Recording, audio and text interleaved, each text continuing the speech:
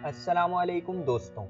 इस वीडियो में हम बात करेंगे कायदे-आज़म की ज़िंदगी के कुछ ऐसे दिलचस्प वाक़यात के बारे में जो शायद आपको पहले से मालूम ना हो। मैं हूं अम्मार हुसैन और आप देख रहे हैं अम्मार वॉइस।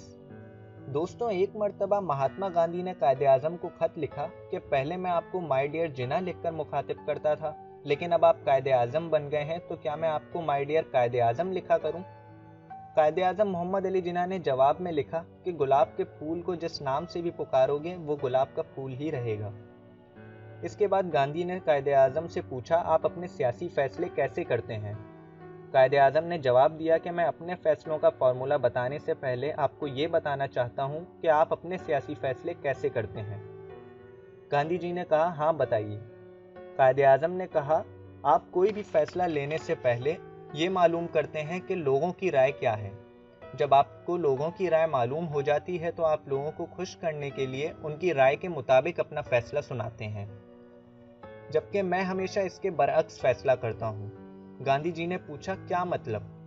कायदे-आज़म ने फरमाया, मैं सिर्फ ये देखता हूँ कि क्या सही है और क्या गलत। उसके बाद जो सही होता है मैं उसके मुताबिक फैसला करता हूँ। गांधी जी ने पूछा कि क्या लोग आपके इस तरह के फैसलों को तस्लीम कर लेते हैं? कायदे-आज़म ने फौरन जवाब दिया कि लोग शुरू में इन फैसलों की मुखालफत करते थे, लेकिन मैं सच पर डटा रहा तो मेरे फैसलों की मुखालफत आहिस्ता आहिस्ता कम होती गई। अब लोग सच्चाई को तस्लीम कर लेते हैं और मेरे साथ शामिल हो जाते हैं। कायदे-आज़म ने फरमाया, एक सही फैसला ऐसे हजार फैसलों से बेहतर है जो सिर्फ लोगों को खुश करने के लिए किया जाए। दोस्तों, कायदे-आज़म की इंसाफ पसंदी की बात की जाए तो उनका एक वाक़या बहुत मशहूर है। एक मर्तबा कायदे-आज़म गाड़ी में कहीं जा रहे थे कि एक जगह रेलवे ट्रैक बंद हो गया। कायदे-आज़म का ड्राइवर उतरकर वहां पर मौजूद शख्स से कहने लगा कि गवर्नर जनरल आए हैं, ट्रैक खोलो।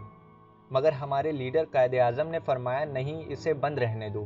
मैं ऐसी कोई भी मिसाल कायम नहीं करना चाहता जो प्रोटोकॉल पर माकूल हो।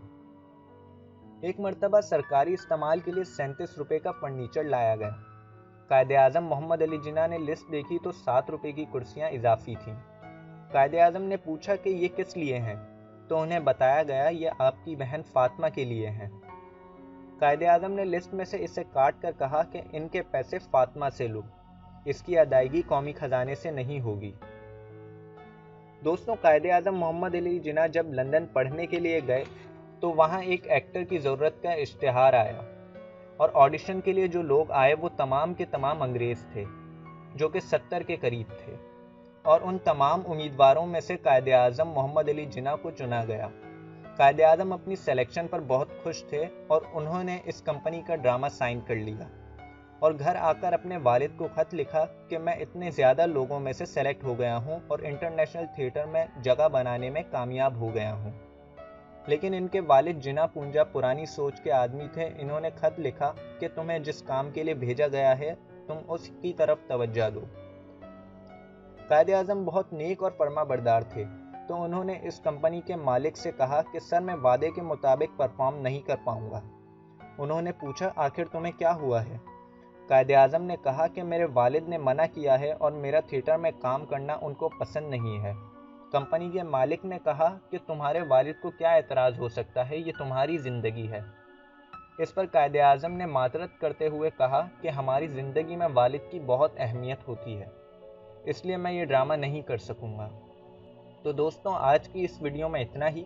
अगर आपको वीडियो पसंद आई हो तो इसे लाइक, कमेंट और शेयर ज़रूर करें और हमारे चैनल को सब्सक्राइब करके बेल आइकन का बटन दबाएं। अल्लाह हाफिज़।